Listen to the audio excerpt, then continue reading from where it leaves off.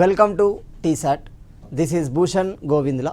ఈరోజు మనం తెలంగాణ ఉద్యమంలో భాగంగా హైదరాబాద్ రాష్ట్ర చరిత్రలో మొట్టమొదటి ప్రజాప్రభుత్వాన్ని ఏర్పాటు చేసిన బూర్గుల రామకృష్ణారావు. మరి ఈ బూర్గుల రామకృష్ణారావు తన ప్రభుత్వాన్ని ఏర్పాటు చేసిన తర్వాత ఎలాంటి కార్యక్రమాలు చేపట్టడం జరిగింది? సాధారణంగా హైదరాబాద్ రాష్ట్రంలో అతిపెద్ద సమస్య ముల్కీ సమస్య నుండి మొదటి నుండి గమనిస్తున్న వ్యక్తి, నిజాం వ్యతిరేక ఉద్యమాలలో క్రియాశీలకంగా పాత్ర పోషించిన వ్యక్తి బూర్గుల రామకృష్ణ.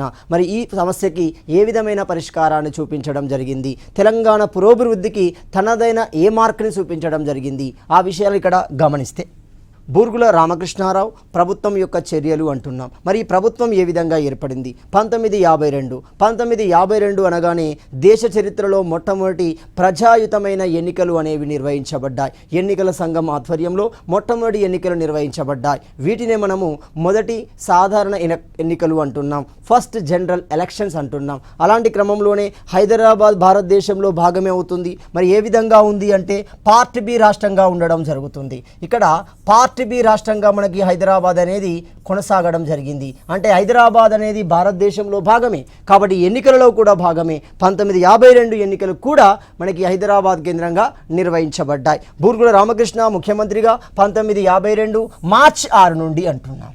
సో మార్చి 6 నుండి 1956 అక్టోబర్ 31 వరకు అప్పటి వరకు నిర్ణయం తీసుకోబడుతుంది. విశాలాంధ్ర రూపంలో మనకి ఆంధ్రప్రదేశ్ అనేది అవతరించే వరకు అతడు ముఖ్యమంత్రిగా కొనసాగడం జరుగుతుంది. ఇక్కడ అతిపెద్ద ప్రశ్న ఏంటి?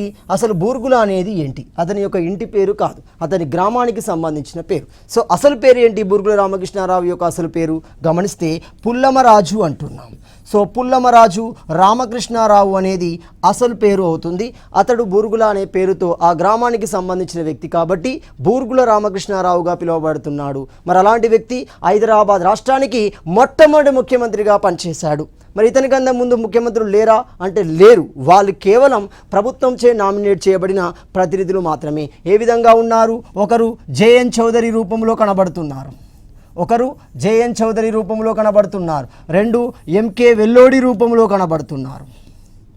సో వెల్లోడి రూపంలో కనబడడం జరుగుతుంది. వీళ్ళు కేవలం ప్రభుత్వం యొక్క ప్రతినిధులు అవుతున్నారు. కానీ ముఖ్యమంత్రి అంటే ప్రజాయుతంగా ఎన్నుకోబడాలి, ఎన్నికల ద్వారా నియమించబడాలి. అలా నియమించబడిన మొదటి వ్యక్తిగా బూర్గుల రామకృష్ణారావు చరిత్ర సృష్టించడం జరుగుతుంది. ఇతని ఆధ్వర్యంలో జరిగిన పరిపాలనని మనం ఏమంటున్నాం? ప్రభుత్వ పరిపాలనగా పిలవడం జరుగుతుంది, డెమోక్రటిక్ అడ్మినిస్ట్రేషన్గా పిలవడం జరుగుతుంది. మరి ఈ పరిపాలన ఏ విధంగా కొనసాగింది గమనిస్తే రాజ్యాంగబద్ధ సంస్థ అయిన ఎన్నికల సంఘం.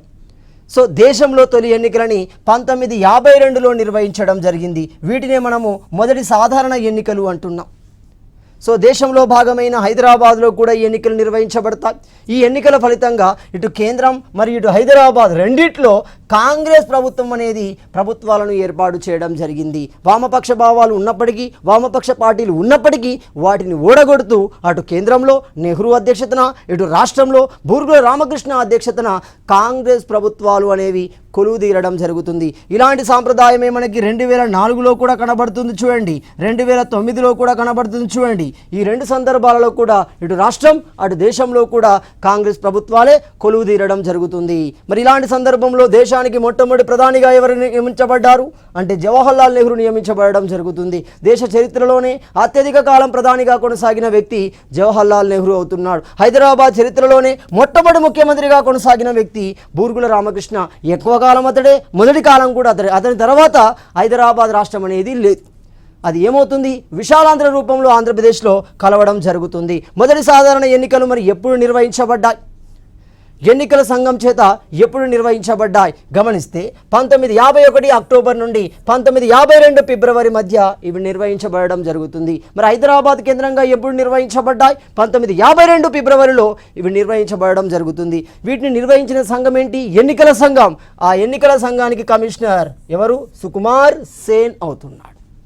సో ఎన్నికల సంఘం యొక్క మొట్టమొదటి ప్రధాన కమిషనర్ ఎవరు? సుకుమార్ సేన్. ఇతని ఆధ్వర్యంలో మొదటిసారిగా సాధారణ ఎన్నికలు అనేవి దేశంలో నిర్వహించబడుతున్నాయి. ఈ ఎన్నికలలో భారత జాతీయ కాంగ్రెస్ దాదాపుగా 44.99 ఓటింగ్ శాతాన్ని కలిగి ఉంది. అంటే దాదాపుగా 45% ఓటింగ్ శాతాన్ని కలిగి ఉండి భారీ మెజారిటీతో కేంద్రంలో ప్రభుత్వాన్ని ఏర్పాటు చేసింది. ఈ ఎన్నికల ఫలితంగా మొదటి లోక్సభ స్పీకర్గా మొదటి లోక్సభ స్పీకర్గా, ఎందుకంటే ఎన్నికలు ప్రజాయుతంగా జరగాలి, ప్రజల చేత ఎన్నుకోబడిన వ్యక్తులే ఎంపీల చేత స్పీకర్ అనేవారు నియమించబడుతున్నాడు. కాబట్టి అలాంటి మొట్టమొదటి స్పీకర్ గణేష్ వాసుదేవ మౌలాంకర్ అంటున్నాం.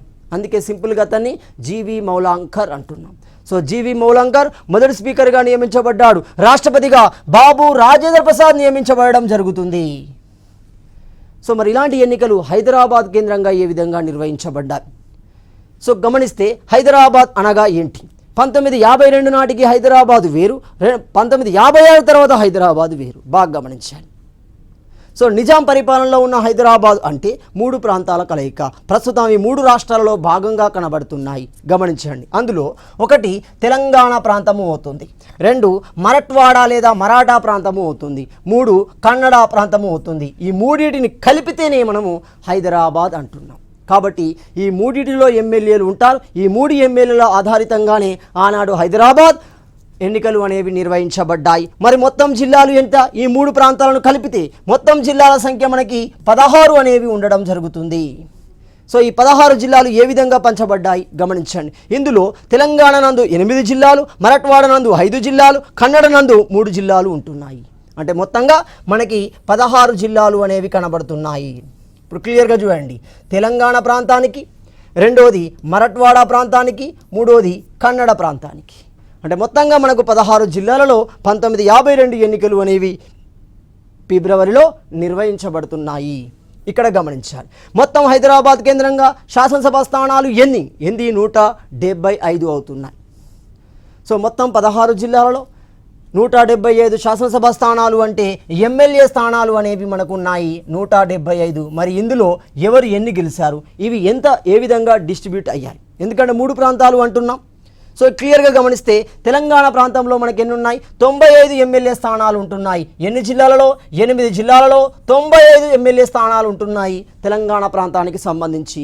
ఈ అంశాన్ని ఎగ్జామినర్ ఫోకస్ చేస్తారు. చూడండి, 1952 ఎన్నికలకు సంబంధించి తెలంగాణ ప్రాంతంలోని 95 ఎమ్మెల్యే స్థానాలకు సంబంధించి సరి అయిన అంశాన్ని గుర్తించండి. ఇంత లోతుకు వెళ్తారు చూడండి. కాబట్టి ఆ 95 స్థానాలు ఎవరెవరు గెలుచుకున్నారో కావాలి. ఎందుకంటే ఈ తెలంగాణ ప్రాంతము అనగానే, నల్గొండ వరంగల్ అనగానే మంచూరియాగా పిలువబడుతుంది, తెలంగాణ కమ్యూనిస్ట్ అడ్డాగా పిలువబడుతుంది. ప్రపంచ స్థాయిలో మంచూరియా అనగానే కమ్యూనిస్ట్ భావజాలానికి అడ్డా. అలాంటి అడ్డా తెలంగాణ కేంద్రంగా ఎక్కడ ఉంది? నల్గొండ మరియు వరంగల్ కేంద్రంగా ఉంటున్నాయి.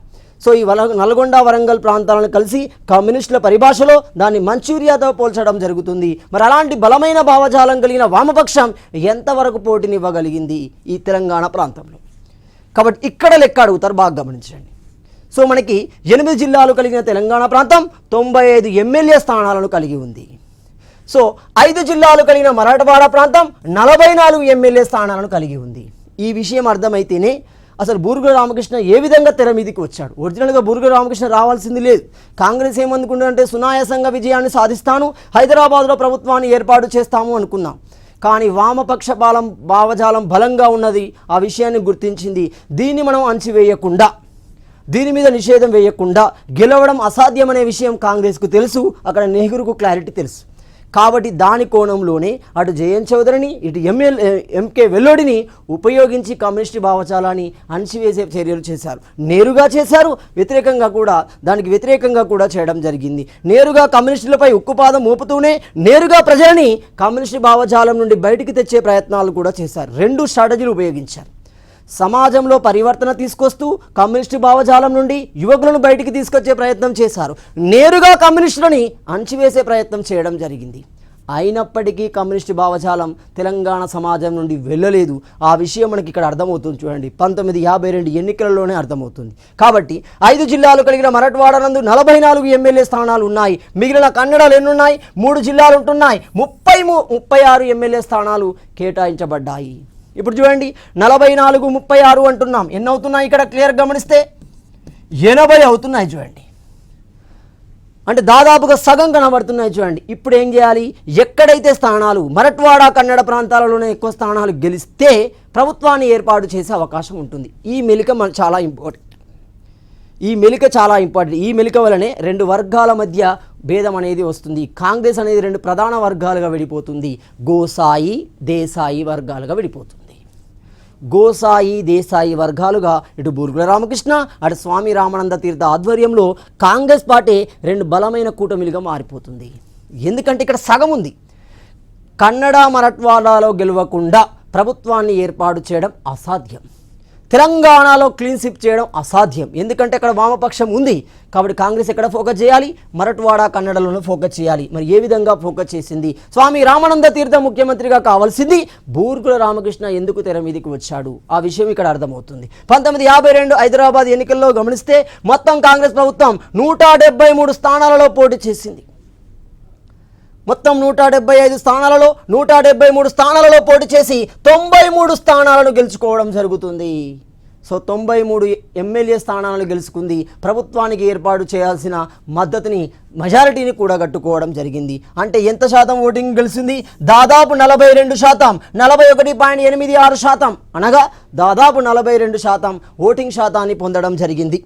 సో ఇదే సందర్భంలో డెమోక్రటిక్ ఫ్రంట్ PDF అంటాం, పీపుల్ డెమోక్రాటిక్ ఫ్రంట్ అంటాం, లేదా ఏమవుతుంది PDF. ఏంటి PDF? ఇదే ట్విస్ట్ చూడండి. తెలంగాణ కేంద్రంగా నేరుగా విజయాన్ని సాధించలేము అని గమనించిన కాంగ్రెస్ ప్రభుత్వం క్రమంగా కమ్యూనిస్టు పార్టీపై నిషేధాన్ని ఇవ్వడం జరుగుతుంది. దీంతో ఎన్నికలలో పాల్గొనే హక్కును కోల్పోయింది. కాబట్టి అది PDF రూపంలో ప్రజల్లోకి వెళ్ళడం జరుగుతుంది. సో ఈ డెమోక్రటిక్ ఫ్రంట్ ఏమవుతుంది? 77 స్థానాలలో పోటీ చేసింది. సో 77 స్థానాలకు పోటీ చేసి ఇక్కడ చూడండి, తెలంగాణ కేంద్రంగానే 95 ఎమ్మెల్యే స్థానాలు ఉన్నాయి. 77 స్థానాలకు పోటీ చేసి 42 స్థానాలను గెలుపొందడం జరిగింది. సో 42 స్థానాలు గెలుపొందడం వల్ల ఎంత ఓటింగ్ శాతం? దాదాపు 21, అంటే 20.76 ఓటింగ్ శాతాన్ని గెలుపొందడం జరిగింది. అంటే చూడండి 42, అక్కడ ఎన్ని వచ్చినాయి? 93. అంటే ఇప్పుడు 42, 95 42 తీసేయండి, 42 తీసేయాలి చూడండి. అంటే ఇక్కడ 3 ఉంటున్నాయి. 9కి 4 పోతే ఏమవుతుంది? 5 ఉన్నాయి. కేవలం సగమే గెలిచింది చూడండి. అంటే తెలంగాణలో మెజారిటీ ఎంత ఉందో, కమ్యూనిస్ట్ భావజాలం ఎంత ఉందో మనకు అర్థమవుతుంది చూడండి. సోషలిస్ట్ పార్టీ 11 స్థానాలను, సో ఎమ్మెల్యే స్థానాలు మొత్తం 175 ఎమ్మెల్యే స్థానాలలో సోషలిస్ట్ పార్టీ 11 స్థానాలని, స్వతంత్రులు 14 స్థానాలను గెలుపొందడం జరుగుతుంది. సో ఇలాంటి సందర్భంలోనే పీసెంట్ వర్కర్ పార్టీ అంటున్నాం, PWP అంటున్నాం.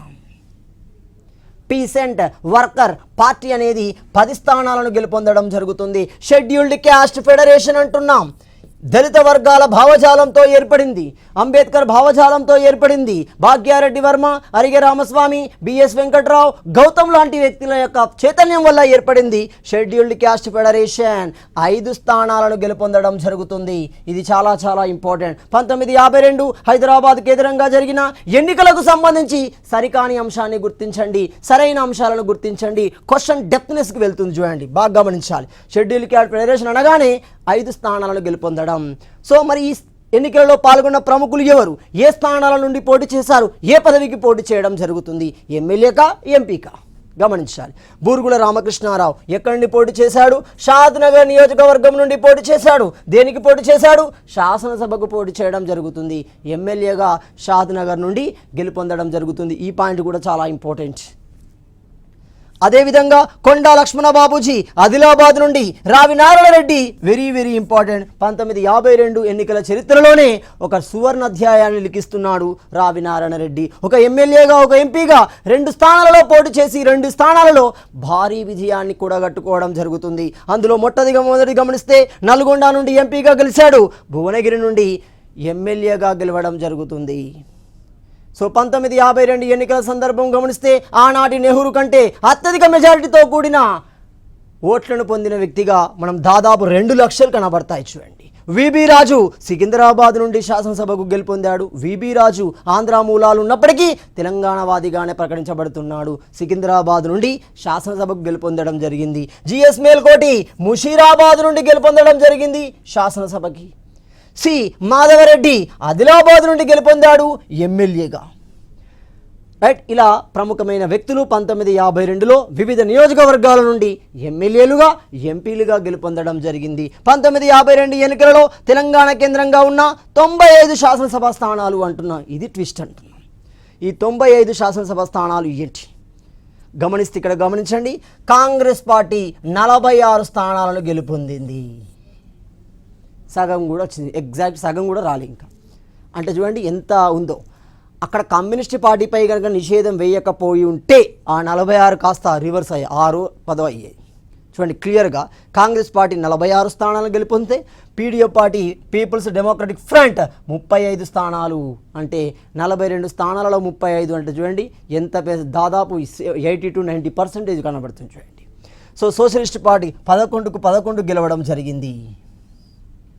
సో ఈ ఎన్నికలలో పీపుల్ డెమోక్రటిక్ ఫ్రంట్ పేరుతో కమ్యూనిస్టులు పాల్గొన్నారు. ఇదే అతిపెద్ద దెబ్బ వీళ్ళకి. ఎందుకంటే ఆనాటి ప్రజానికానికి, నిరక్షరాస్యులైన ప్రజానికానికి మొట్టమొదటి ఎన్నికలు నిర్వహించడం ఒకటో వంతు, నిరక్షరాస్యులు కావడం రెండో వంతు, పార్టీలపై పూర్తి అవగాహన లేకపోవడం మూడో అంశం. ఈ 3 అంశాల నేపథ్యంలో సాధారణ ప్రజానికం కమ్యూనిస్టులు లేరు, వాళ్ళు పోటీ చేయడం లేదు అనుకొని వాళ్ళు ప్రత్యామ్నాయం వైపు వెళ్ళారు, కాంగ్రెస్ వైపు వెళ్ళవలసిన పరిస్థితి అప్పుడు ఏర్పడింది. నల్గొండ, వరంగల్ ప్రాంతాలను అధిక స్థానాలు గెలిచారు, ఎందుకంటే అది మంచూరియా కమ్యూనిస్ట్ ప్రాంతానికి అడ్డా. సో ఈ ఎన్నికలలో కాంగ్రెస్ పార్టీ ఏ గుర్తు, కాడెద్దుల గుర్తును ఉపయోగించడం జరిగింది. కాడెద్దుల గుర్తు ద్వారా ఎన్నికలలో పోటీ చేసి విజయాన్ని సాధించింది, ప్రభుత్వాన్ని ఏర్పాటు చేయడం జరిగింది. మరి ఇలాంటి క్రమంలో బూరుగుల రామకృష్ణారావు ప్రభుత్వం ఏ విధంగా కొలువుదీరింది, ఎవరెవరు ఏ పదవులను చేపట్టడం జరిగింది గమనిస్తే ముఖ్యమంత్రిగా బూరుగుల రామకృష్ణారావు నియమించబడ్డాడు. గవర్నర్గా సీఎం త్రివేది నియమించబడిన, స్పీకర్గా కాశీనాథరావు వైద్య, డిప్యూటీ స్పీకర్గా పంపనగౌడ, ప్రొటెం స్పీకర్గా ఎం నరసింహారావులు ఉండడం జరిగింది. ప్రతిపక్ష నాయకుడుగా విడి దేశపాండే మనకు 1952 ములికి ఉద్యమం వరంగల్ కేంద్రంగా జరిగిన, హైదరాబాద్ కేంద్రంగా జరిగిన సందర్భంలో మద్దతు ఇచ్చాడు విద్యార్థులకి. అదేవిధంగా క్యాబినెట్ మంత్రివర్గాన్ని గమనిస్తే 9 మంది క్యాబినెట్ మంత్రివర్గాలు గమనిస్తారు, అందులో ముఖ్యమైన వారిని గమనించండి. 9 మంది క్యాబినెట్ మంత్రివర్గంలో మొదటి వ్యక్తి బిందు దిగంబరరావు అంటున్నాం. ఇతనికి క్యాబినెట్ శాఖలు ఏంటి? సో అలొకేషన్ ఆఫ్ క్యాబినెట్ శాఖలు ఏంటి? 1 హోంశాఖ ఇచ్చాడు, 2 న్యాయశాఖ ఇచ్చారు, 3 రిహాబిలిటేషన్ ఇచ్చారు. ఈ 3టికి క్యాబినెట్ మంత్రిగా మనకి బిందు దిగంబరరావు నియమించబడడం జరిగింది. కేవీ రంగారెడ్డికి ఏమి ఇచ్చారు? ఎక్సైజ్ శాఖ మంత్రిగా ఇచ్చారు. ఎక్సైజ్ ఇచ్చారు, ఫారెస్ట్ ఇచ్చారు, రెవెన్యూ ఇచ్చారు. ఈ 3టికి కేబినెట్ మంత్రిగా మనకి ఎవరు? కేవీ రంగారెడ్డి నియమించబడడం జరిగింది. మరో కేబినెట్ మంత్రి మర్రి చెన్నారెడ్డి అంటున్నాం. సో మర్రి చెన్నారెడ్డి యొక్క శాఖలు ఏమవుతున్నాయి? అగ్రికల్చర్, సివిల్ సప్లై, ప్లానింగ్ మరియు డెవలప్మెంట్ అంటున్నాం. ఈ 3టికి క్యాబినెట్ మంత్రిగా మర్రి చెన్నారెడ్డి నియమించబడ్డాడు. Very very very very important. Telangana కేంద్రంగా రాజకీయ నాయకులలో బలమైన ప్రత్యర్థులు, బలమైన వ్యక్తులు ఎవరు అంటే అటు కేవీ రంగారెడ్డి, ఇటు మర్రి చెన్నారెడ్డి. ఈ ఇద్దరిని టార్గెట్ చేసుకుంటూనే ఆంధ్రప్రదేశ్ రాజకీయం అనేది తిరుగుతుంది. ఆంధ్రప్రదేశ్ రాజకీయం అనేది తన వ్యూహాలను రచించడం జరుగుతుంది. అది 1969 ఉద్యమంలో మనకు క్లియర్గా కనబడుతుంది. మర్రి చెన్నారెడ్డిని తొక్కడానికి ప్రయత్నం జరిగింది, అది బెడిసి కొడుతుంది చూడండి, బాగా గమనించండి. Marri Chenna Reddy agriculture, civil supply, planning development శాఖ మంత్రిగా ఉంటున్నాడు. వినాయకరావు విద్యాలంకర్ ఆర్థిక శాఖ మంత్రిగా ఉన్నాడు. కస్టమ్స్ ఉన్నాడు, ఇండస్ట్రీస్ ఉంటున్నాడు. ఈ 3టికి కేబినెట్ మంత్రిగా వినాయకరావు విద్యాలంకార్ నియమించబడ్డాడు. GS Melkote public works, labour శాఖ మంత్రిగా ఉండడం జరుగుతుంది. సో రెండిటికి ఎవరు? జిఎస్ మేల్కోటి అంటున్నాం. నవాబ్ మొహిదీ నవాజ్ జంగ్ అంటున్నాం. ఈ నవాజ్ జంగ్ ఏమున్నాడు? Public health and rural reconstruction శాఖ క్యాబినెట్ మంత్రిగా ఉన్నాడు మొహిదీ నవాజ్ జంగ్. అదేవిధంగా 7 దేవిసింగ్ చౌహాన్ అంటున్నాం. ఎవరి దేవిసింగ్? ఈ దేవిసింగ్ చౌహాన్ యొక్క మంత్రిత్వ శాఖలు గమనిస్తే సమాచార శాఖ మంత్రిత్వ శాఖ మంత్రిగా నియమించబడడం జరుగుతుంది. గోపాలరావు ఎగ్బోటి. సో ఈ గోపాలరావు ఎగ్బోటి విద్యా స్థానిక పరిపాలన శాఖ మంత్రిగా పనిచేయడం జరుగుతుంది. ఇలా మొత్తం 9 మంది క్యాబినెట్ మంత్రులు నియమించబడ్డారు. అందులో ముఖ్యమైన వాళ్ళు వీళ్ళు అవుతున్నారు. మరి సహాయ మంత్రులుగా కూడా ఉన్నారు. సహాయ మంత్రులు ఎంతమంది? 12 మంది. మొత్తం ఏమైతుంది చూడండి, ఇప్పుడుగా 12 + 9 21 వచ్చారు చూడండి. సో మనకు సహాయ మంత్రులుగా మనకి ఎంతమంది ఉన్నారు? 12 మంది ఉన్నారు. వారిలో మనం ముఖ్యమైన వ్యక్తులను కనుక గమనిస్తే ఇప్పుడు క్లియర్గా గమనించండి. క్రింది జతలు సరి అయినవి గుర్తించండి, కింది జతలు సరికానివి గుర్తించండి, కింది జాతుల్లో జతపరచండి అనేవి ఇక్కడి ఫోకస్ అవుతాయి. సో క్వశ్చన్ యొక్క డెప్త్నెస్ అనేది ఆ ఎగ్జామినర్ ప్రిపేర్ చేసే క్వశ్చన్ ఆధారితంగా మారుతుంది, దాని మోడల్, దాని వే ఆఫ్ మోడల్ వల్ల మారుతుంది. ఇక్కడ క్లియర్గా ఏంటి, సహాయ మంత్రులకు సంబంధించి శంకర్ దేవ్ అంటున్నాం. శంకర్ దేవ్ యొక్క సర్వీస్ శాఖ ఏమవుతుంది, సోషల్ సర్వీస్ అవుతుంది. సోషల్ సర్వీస్ సహాయ మంత్రిగా శంకర్ దేవ్ నియమించబడ్డాడు. పబ్లిక్ వర్క్ అండ్ లేబర్ సహాయ మంత్రిగా ఎంఎస్ రాజలింగం నియమించబడ్డాడు. ఎంఎస్ రాజలింగం. సంగం లక్ష్మీబాయి విద్యాశాఖ సహాయ మంత్రిగా నియమించబడింది. ఇది చాలా చాలా ఇంపార్టెంట్, అడిగే అవకాశం కూడా ఉంటుంది. సంగం లక్ష్మీబాయి అనగానే విద్యాశాఖ గుర్తుంచుకోవాలి. విబి రాజు సికింద్రాబాద్ నుండి రెవెన్యూ మరియు ప్రణాళికా శాఖ సహాయ మంత్రిగా నియమించబడ్డాడు. విబి రాజు. అన్నారావు ఘనముఖి లోకల్ గవర్నమెంట్ స్థానిక పరిపాలనకి సహాయ మంత్రిగా అన్నారావు ఘనముఖి. పూల్చంద్ గాంధీ, ఇతన్ని మనము పూల్చంద్ ప్రేమ్చంద్ గాంధీ అంటున్నాం. ఇతని యొక్క సహాయ మంత్రిత్వ శాఖలు విద్య మరియు ఆరోగ్యం అవుతుంది. అరిగె రామస్వామి సివిల్ సప్లై, ఇతన్ని ఫోకస్ చేసే అవకాశం ఉంటుంది, బాగా గమనించండి. So Arige Ramaswamy civil supply. Virupakshappa commerce మరియు పరిశ్రమలకి సహాయ మంత్రిగా నియమించబడ్డాడు. పి హనుమంతరావు రెవెన్యూ మరియు ఎక్సైజ్ శాఖ మంత్రిగా నియమించబడ్డాడు, సహాయ మంత్రిగా, బాగా గమనించాలి. భగవంతరావు గాదే రూరల్ రీకన్స్ట్రక్షన్ అంటున్నాం, సహాయ మంత్రి. జగన్నాథరావు చంద్రకి న్యాయశాఖ సహాయ మంత్రిగా ఉంటున్నాడు. శ్రీనివాసరావు అఖిలేఖర్ ఏమంటున్నాడు, హోంశాఖగా ఉండడం జరుగుతుంది. ఇలా మనకు 12 మంది సహాయ మంత్రులుగా నియమించుకున్నాడు బూర్గుల రామకృష్ణ. మొత్తంగా ప్రభుత్వాన్ని ఏర్పాటు చేసి తనదైన కార్యక్రమాలు చేపట్టే ప్రయత్నం చేశాడు. అలాంటి క్రమంలో బూర్గుల రామకృష్ణ కాలం నాటి సంఘటనలు ఏంటి అంటే 1952 నుండి 1956 మధ్య జరిగిన సంఘటనలు ఏంటి, ఇతడు ఎలాంటి కార్యక్రమాలు చేపట్టాడు, దానివల్ల ఎలాంటి పరిస్థితులు సమాజంలో ఉద్భవించాయి గమనిస్తే, 1 బూర్గుల రామకృష్ణారావు ముఖ్య సలహాదారుగా ఉన్న వ్యక్తి ఎంకే వెల్లోడి. ఇతని కంటే హైదరాబాద్ ముఖ్యమంత్రిగా ఉన్న వ్యక్తి. ఆ ముఖ్యమంత్రి వేరు, ఈ ముఖ్యమంత్రి వేరు, బాగా గమనించండి. ఇతడు ప్రజాయుతంగా ప్రజల చేత ఎన్నుకోబడితే ప్రభుత్వం తరపున ప్రతినిధిగా నియమించబడిన వ్యక్తి ఎంకే వెల్లోడి. ముల్లా కార్డింగ్ వెల్లోడి కేరళ ప్రాంతానికి సంబంధించిన వ్యక్తి, ఒక ఐసిఎస్ ఆఫీసర్. సో అలాంటి ఎంకే వెల్లోడి ఇతనికి ముఖ్య సలహాదారుగా వ్యవహరించాడు. ఒకప్పుడు ఎంకే వెల్లోడి క్యాబినెట్లో ఇతడు కూడా పనిచేశాడు చూడండి, బూర్గుల రామకృష్ణ. 2వది, ఇతని కాలంలో రాజప్రముఖగా 7వ నిజాం ఉన్నాడు. 7వ నిజాం. ఎవరి 7వ నిజాం? మీర్ ఉస్మాన్ అలీ ఖాన్ రాజప్రముఖగా ఉన్నాడు. రాజప్రముఖే కాలక్రమంలో గవర్నర్ పదవిగా మారడం జరుగుతుంది.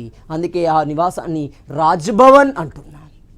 గమనించాలి. బూర్గుల రామకృష్ణ కాలంలో జరిగిన ప్రధాన సంఘటనల్లో 1 గమనిస్తే ముల్కీ ఉద్యమము అంటున్నాం. ముల్కీ ఉద్యమం ఎప్పుడు ఎక్కడ సాగింది? 1952లో వరంగల్ కేంద్రంగా ప్రారంభించడం జరిగింది. 1952 జూన్ జూలై నెలలో వరంగల్ కేంద్రంగా ప్రారంభమైన ఉద్యమం హైదరాబాద్ కేంద్రంగా విస్తరించి ఒక సిటీ కాలేజ్, ఒక అఫ్జల్గంజ్ సంఘటన రావడానికి కారణమవుతుంది. ప్రజల్లో మరింత చైతన్యానికి అది దారితీసింది. అదే క్రమంగా 1969 ఉద్యమం దీని నుండి స్ఫూర్తి పొందుతుంది. సో అలాంటి ముల్కీ ఉద్యమం 1952లో జరుగుతుంది. బూర్గుల రామకృష్ణ ఫస్ట్ ఫేజ్ చేసిన అతిపెద్ద ఉద్యమంగా గావించవచ్చు. సిటీ కాలేజ్ సంఘటన. ఈ ముల్కీ ఉద్యమ సందర్భంలో 1952 సెప్టెంబర్ 3న సిటీ కాలేజ్ పత్తర్ఘాట్ సమీపంలో జరిగిన విద్యార్థి ర్యాలీపై లాఠీ చార్జ్, పోలీస్ కాల్పులు అనేవి సిటీ కాలేజ్ సంఘటనగా ప్రకటించబడుతున్నాయి. అఫ్జల్గంజ్ సంఘటన, ఇది కూడా ముల్కీ ఉద్యమంలో భాగంగానే జరిగింది. 1952 సెప్టెంబర్ 4వ తేదీన. విద్యా వ్యవస్థలో త్రిభాషా సూత్రము అంటున్నాం. త్రిభాష అంటే 3 భాషలను విద్యా వ్యవస్థలోకి ప్రవేశపెట్టడం. ఏంటి? తెలుగు మాధ్యమాన్ని, హిందీ మాధ్యమాన్ని, ఇంగ్లీష్ భాషని, ఈ 3టిని చదువులో భాగంగా విలీనం చేయడం. దాన్ని మనము త్రిభాషా సూత్రము అంటున్నాం.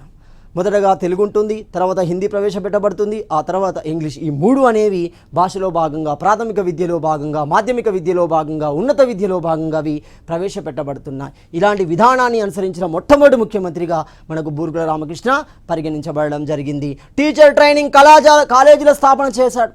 బాగా గమనించండి. హైదరాబాద్ రాజ్యంలో అత్యంత వెనుకబడిన ప్రాంతం, అక్షరాస్యత పరంగా వెనుకబడిన ప్రాంతం తెలంగాణ ప్రాంతం. మరి తెలంగాణ ప్రజానికాన్ని ఆలోచన ధోరణిలోకి తీసుకెళ్ళాలి అంటే విద్యాపరమైన సదుపాయాలు ఉండాలి.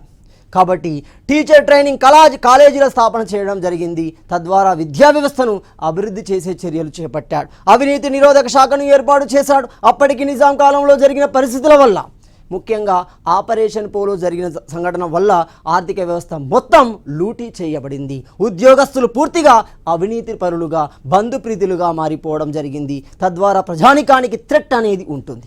కాబట్టి ఉద్యోగులలో ఏమవుతుంది, పారదర్శకత జవాబుదారితనాన్ని పెంచడం కోసం అవినీతి నిరోధక శాఖను ఏర్పాటు చేశాడు. దేశ చరిత్రలోనే అవినీతి నిరోధక శాఖ ఏర్పాటు చేసిన మొట్టమొదటి రాష్ట్రాలలో హైదరాబాద్ రాష్ట్రం. మొట్టమొదటి ముఖ్యమంత్రుల్లో బూరుగుల రామకృష్ణ మొదటివాడుగా కనబడుతున్నాడు. ఏడీ గోర్వాలా కమిటీ నివేదిక అంటున్నాం ఆర్థిక వ్యవస్థ పురోభివృద్ధికి సంబంధించి. సో ఆర్థిక వ్యవస్థ పురోగమనానికి సంబంధించిన సూచనల కోసం ఏడీ గోర్వాలా కమిటీని ఏర్పాటు చేస్తారు. అసలు ఏడీ గోర్వాలా కమిటీ ఏ సందర్భంలో, ఎంకే వెల్లోడి సందర్భంలోనే ఏర్పాటు చేస్తాడు. అప్పుడు మంత్రిగా ఉన్న బూరుగుల రామకృష్ణ దాన్ని అనుసరిస్తాడు. ఆ విధానాన్నే అతను ముఖ్యమంత్రిగా తర్వాత ఉపయోగించి విజయాన్ని సాధించడం జరుగుతుంది. ఈ విషయాన్ని క్లియర్గా విపి మీనన్ తన గ్రంథంలో పేర్కొనడం జరుగుతుంది. ఏడీ గోర్వాలా కమిటీ ప్రకారం విజయాన్ని సాధించిన మొదటి వ్యక్తిగా బూరుగుల రామకృష్ణను పొగడడం జరుగుతుంది విపి మీనన్. అదేవిధంగా హైదరాబాద్ స్టేట్ లైబ్రరీ అనేది ఏర్పాటు చేయబడుతుంది బూరుగుల రామకృష్ణ కాలంలో. అదేవిధంగా కౌలు రైతు రక్షణ చర్యలు చేపట్టబడతాయి. భూస్వామ్య వర్గంలో అత్యధికంగా వివక్షత గురి అయిన, దోపిడీకి గురి అయిన వర్గాలలో కౌలు రైతులు అవుతారు, టెనెంట్స్ అవుతారు. కాబట్టి వీరి రక్షణ కోసం చట్టాలని, అప్పటి వరకు ఉన్న చట్టాలలో కొన్ని మార్పులు తీసుకురావడం జరుగుతుంది. నిర్దిష్ట కాలం కౌలు చేసిన వ్యక్తి క్రమంగా శాశ్వత కౌలుగా, రక్షిత కౌలుగా మారడం జరుగుతుంది. తద్వారా భూమిపై హక్కును పొందే అవకాశాన్ని చట్టాల ద్వారా తీసుకొస్తాడు బూరుగుల రామకృష్ణ. భూ సంస్కరణలు చేపట్టడం జరుగుతుంది. భూమి లేని పేద వర్గాలకి భూమినిచ్చే కార్యక్రమాలని ఈ సంస్కరణల ద్వారా అమలుపరచడం జరుగుతుంది. తద్వారా అనేక మంది భూమి లేని నిరుపేదలకి భూమి అనేది అందించబడింది బూరుగుల రామకృష్ణ కాలంలో. బూరుగుల రామకృష్ణ ప్రభుత్వం కింగ్ కోటి ప్యాలెస్లో 7వ నిజాం సమక్షంలో కొలువుదీరడం జరుగుతుంది. ఇక్కడ ఒక విషయాన్ని గమనించాలి. మరి ఇక్కడ 7వ నిజాంకి దీనికి సంబంధం ఏంటి? ఎప్పుడైతే హైదరాబాద్ రాజ్యం భారతీయ యూనియన్లో విలీనమైందో ఆ సందర్భంలో 7వ నిజాంకి భారత ప్రభుత్వానికి జరిగిన ఒప్పందం ప్రకారం 7వ నిజాం రాజ్ ప్రముఖ్గా ప్రకటించబడ్డాడు. రాజ్ ప్రముఖ్ అంటే ఎవరు? Equal to governor position. కాబట్టి ఒక ప్రభుత్వం రాష్ట్ర స్థాయిలో ఏర్పడాలి అంటే ఎవరి సమక్షంలో ప్రమాణ స్వీకారం చేయాలి? గవర్నర్ సమక్షంలోనే. రాజప్రముఖ్ ఉన్నాడు కాబట్టి 7వ నిజామైన రాజప్రముఖ్ అతని సమక్షంలోనే ఈ మొట్టమొదటి ప్రభుత్వం అనేది ప్రమాణ స్వీకారం చేసి కొలువు తీరడం జరుగుతుంది. ఇతర సంస్కరణలు కనుక గమనిస్తే మరి ఎలాంటి సంస్కరణలు ఇతడు చేపట్టాడు? వాటితో పాటు చేపట్టిన సంస్కరణలు గమనిస్తే నిజాం కాలం నాటి హోలీ సిక్కా అంటున్నాం. హోలీ అంటే పవిత్రమైనది, సిక్కా అంటే నాణ్యం. ఎప్పుడు? 1857 తిరుగుబాటు సందర్భంలో. ఈ 1857 తిరుగుబాటునే మనము సిపాయిల తిరుగుబాటు అంటున్నాం, పితూరి తిరుగుబాటు అంటున్నాం. ఈ సందర్భంలో సాలార్ జంగ్ బ్రిటిష్ వారికి సహకరించాడు. పూర్తిగా ఆర్థిక మద్దతును పొందడం జరుగుతుంది, ఆర్థిక సహాయాన్ని పొందడం జరుగుతుంది, సూచనలు పొందడం జరుగుతుంది. ఆ సూచనలో భాగంగా హైదరాబాద్ రాజ్యానికి మొట్టమొదటిసారిగా శాశ్వతమైన కరెన్సీని హోలీ సిక్కా రూపంలో ఏర్పాటు చేశాడు. దాన్ని రద్దు చేశాడు. 2 బ్రిటిష్ వారి యొక్క కల్దార్ స్థానంలో బ్రిటిష్ వారు ఉపయోగించిన కల్దార్ స్థానాన్ని కూడా రద్దు చేసి భారత ప్రామాణిక కరెన్సీని అమలు చేయడం జరిగింది. దాంతో వ్యాపార పరంగా, వాణిజ్యాల పరంగా భారతదేశాన్ని హైదరాబాద్తో లింక్ చేశాడు. సో వ్యాపార వాణిజ్యాల పరంగా ఇద్దరు ఒకే విధమైన వ్యాపారం చేయడానికి అవకాశం అనేది దొరకడం జరిగింది. సో నెక్స్ట్ గమనిస్తే ప్రతి 500 జనాభా గల ప్రాంతానికి ఒక పాఠశాలను ఏర్పాటు చేశాడు. దీనికంటే ముందే అతడు టీచర్ ట్రైనింగ్ కళాశాలను ఏర్పాటు చేశాడు. తద్వారా విద్యను బోధించే ఉపాధ్యాయులను సృష్టించడం జరిగింది. వారి ద్వారా విద్యను అందించే క్రమంలో ప్రతి 500 జనాభాను నిర్దిష్టంగా తీసుకొని ఒక పాఠశాలను నిర్మించడం జరిగింది. ఎందుకు? ఒక రకంగా గమనిస్తే భవిష్యత్ తరంలో రాజకీయం కోసమే. రెండో రకంగా గమనిస్తే తెలంగాణలో పాతుకపోయిన వామపక్ష భావజాలాల నుండి ప్రజానికాన్ని బయటికి తీసుకురావాలి. ఏ విధంగా తీసుకురావచ్చు? విద్యాపరమైన అవేర్నెస్ క్రియేట్ చేయడం ద్వారానే అది సాధ్యమవుతుంది. కాబట్టి 500 జనాభాను ప్రాతిపదికగా తీసుకొని అనేక పాఠశాలను స్థాపించడం జరిగింది. మాతృభాషలో విద్యాబోధన చేపట్టడం జరిగింది. నిజాం రాజ్యంలో అతిపెద్ద సమస్య ఇదే. వాళ్ళు ఏం చేశారు? వాళ్ళు తెలంగాణ ప్రాంతానికి చెందనప్పటికీ కాలక్రమంలో రాజరికానికి వచ్చారు. వారి భాషనే వీరి మీద రుద్దే ప్రయత్నం చేయడం జరిగింది. జనాభా పరంగా ఎక్కువగా ఉన్నప్పటికీ ఈ భాషను కాదని ఉర్దూ భాషను మాధ్యమంగా తీసుకొచ్చారు. ఆ తర్వాత ఇంగ్లీష్ భాషను తీసుకొచ్చారు తప్ప తెలుగు భాషకి ఎలాంటి ప్రాధాన్యత ఇవ్వలేదు. ఎప్పుడైతే 1857 తిరుగుబాటు జరిగిందో సాలార్ జంగ్ స్ట్రాటజీ ఉపయోగించాడు. బ్రిటిష్ వారి మద్దతును కోరుతూ వారి యొక్క విద్యా విధానాన్ని, వారి యొక్క ఇంగ్లీష్ భాషను కూడా ఒక భాషగా విద్యా విధానంలో చేర్చాడు తప్ప ప్రాంతీయ భాషలకు అంత ప్రాధాన్యత ఇవ్వలేదు. కాబట్టి మొదటిసారిగా బూర్గుల రామకృష్ణ మాతృభాషలో విద్యా బోధన ఇవ్వడం జరిగింది. తద్వారా అనేక మంది విద్య పట్ల ఆకర్షితులయ్యారు. సమాజం పట్ల ఆలోచించే ధోరణిని అలవర్చుకోవడం జరుగుతుంది. 5వ తరగతి నుండి ఇంగ్లీష్ విద్యా బోధన ప్రారంభించబడడం జరిగింది. త్రిభాషా సూత్రంలో భాగంగా ఇంగ్లీష్ను కూడా ప్రవేశపెట్టడం జరిగింది. 1955 డిసెంబర్ 10న నీటిపారుదల సౌకర్యాల కోసం నాగార్జున సాగర్ ప్రాజెక్ట్ అనేది జవహర్లాల్ నెహ్రూ చేత అది ఇనాగ్రేట్ చేయబడుతుంది. ఈ సందర్భంలోనే జవహర్లాల్ నెహ్రూ ప్రాజెక్టుల గురించి ప్రకటన చేయడం జరుగుతుంది. ఇక్కడ గమనించాలి, పరిపాలనా సౌలభ్యం కోసం 1953 అక్టోబర్ 1న వరంగల్ నుండి ఖమ్మం జిల్లాను ఏర్పాటు చేయడం జరిగింది. సో వరంగల్ను భౌగోళికంగా విభజించి ఖమ్మం జిల్లాను ఏర్పాటు చేశాడు. విశాలాంధ్ర ఉద్యమం విస్తృతం చేయబడింది. ఈ సందర్భంలోనే బ్రాహ్మణ రెడ్డి వ్యతిరేక బ్రాహ్మణ వర్గాలకి రెడ్డి వర్గాలకు మధ్య వైరుధ్యమే క్రమంగా ఉద్యమంలో బలంగా పాతకపోయింది. నెక్స్ట్ గమనిస్తే విశాలాంధ్ర తీర్మానాన్ని గమనించాలి. సో విశాలాంధ్ర ఉద్యమం ద్వారా ప్రజలను చైతన్యపరిచారు. ఏమని చైతన్యపరిచారు? ఒకే భాషతో కూడిన ప్రాంతం ఒకే దగ్గర ఉంటే తొందరగా అభివృద్ధి చెందే అవకాశం ఉంటుంది. భారతదేశంలోనే ఒక పెద్ద రాష్ట్రంగా ఏర్పడే అవకాశం ఉంటుంది. వనరుల పరంగా, రాజకీయ పరంగా స్థిరత్వం అనేది ఏర్పడుతుంది. కేంద్రంపై పట్టు సాధించే అవకాశం దొరుకుతుంది. అది మన అభివృద్ధికి సహాయపడుతుంది అనే విషయాన్ని ప్రజల్లోకి తీసుకెళ్లారు. లోన ఉన్న విషయం వేరే, బయటికి చెప్పిన విషయం వేరే. సో ఆ విషయం ప్రకారం ఏమవుతుంది, విశాలాంధ్ర ఏర్పడడానికి మార్గాలు అనేవి సుగమమవుతున్నాయి. ఇలాంటి సందర్భంలోనే హైదరాబాద్ శాసనసభలో 1955 డిసెంబర్ నెలలో ప్రవేశపెట్టబడింది ఏ బిల్, విశాలాంధ్ర తీర్మానం అంటున్నాం. సో క్లియర్గా చెప్పాడు. అక్కడ ఏమని చెప్పాడు, ఫజల్ అలీ కూడా చెప్పాడు చూడండి. సో ఇక్కడ మనం క్లియర్గా గమనిస్తే 1955 డిసెంబర్లో హైదరాబాద్ శాసనసభలో ఈ తీర్మానం ప్రవేశపెట్టారు. ఆ సందర్భంలో మరి పాల్గొన్న వారు ఎంతమంది? మొత్తం 175 ఎమ్మెల్యేలలో కేవలం 147 మంది మాత్రమే పాల్గొన్నారు. 147 మంది మాత్రమే పాల్గొనడం జరుగుతుంది. మరి ఈ 147 మందిలో ఎంతమంది మద్దతు ఇచ్చారు? మొత్తం 175లో పాల్గొన్న వారు కేవలం 147 మంది. మరి మద్దతు ఇచ్చిన వారు ఎంతమంది అవుతున్నారు? మనకి 103 మంది అవుతున్నారు. తెలంగాణకు మద్దతు ఇచ్చిన వారు 29 అవుతున్నారు. తటస్థంగా ఉన్నవారు మనకు 15 మంది కావడం జరుగుతుంది. మొత్తంగా విశాలాంధ్ర తీర్మానం హైదరాబాద్ శాసనసభలో ఆమోదం పొందడం జరుగుతుంది. రాష్ట్రం ఏర్పడడానికి తెలంగాణతో కూడిన ఆంధ్రాతో కూడిన ఆంధ్రప్రదేశ్ ఏర్పడడానికి మార్గం అనేది సుగమం కావడం జరిగింది. మరి ఇలాంటి సందర్భంలో బూర్గుల రామకృష్ణ యొక్క జీవిత చరిత్రను గమనిస్తే అతడు ఎవరు, ఏ విధమైన విద్యాభ్యాసాన్ని, ఏ విధంగా రాజకీయ అనుభవాన్ని కలిగి ఉన్నాడు గమనిస్తే, ఇతని యొక్క అసలు పేరు పుల్లమరాజు రామకృష్ణారావు. ఇతడు బూర్గుల గ్రామం కల్వకుర్తి కేంద్రంగా 1899 మార్చి 13న జన్మించడం జరుగుతుంది. మరణించిన సందర్భాన్ని గమనిస్తే 1967 సెప్టెంబర్ 14వ తేదీన 68 సంవత్సరాల వయసులో మరణించడం జరిగింది. ఇతడు ఒక ప్రముఖ రైటర్, బహుభాషా కోవిదుడు, బహురంగాలలో నిష్ణాతుడు. బూర్గుల రామకృష్ణ ఒక రైటర్గా ఎలాంటి పుస్తకాలు రాశాడు, అనువాదాలు కూడా చేయడం జరిగింది. సో అలాంటి పుస్తకాల్లో గమనిస్తే 1 నివేదన, 2 పుష్పాంజలి, 3 తొలిచుక్క, 4 లాహరి పంచకం, 5 సౌందర్య లాహరి, 6 కృష్ణ శతకం, 7 శారదాస్తుతి, 8 గౌరీస్తుతి. ఇలాంటి బహుముఖమైన గ్రంథాలు రాసిన వ్యక్తి, ఒక సాహిత్యవేత్తగా మనకు కనబడుతున్నాడు బూర్గుల రామకృష్ణ. అంతేకాకుండా అనేక అనువాదాలని, ఉర్దూ ఇతర భాషలలో ఉన్న ప్రముఖమైన గ్రంథాలని తెలుగులోకి కూడా అనువదించడం జరిగింది. అలాంటి అనువాదాలలో ఉమర్ ఖయ్యూమ్ యొక్క రుబాయిలు అంటాం. ఖయ్యూమ్ రాసిన రుబాయిలని ఉర్దూ నుండి తెలుగులోకి తర్జుమా చేయడం జరిగింది. అలాంటి క్రమంలోనే జగన్నాథ పండితరాయలు రాసిన లాహరి పంచకాన్ని తెలుగులో పండిత పంచామృతం పేరుతో అనువదించడం జరుగుతుంది.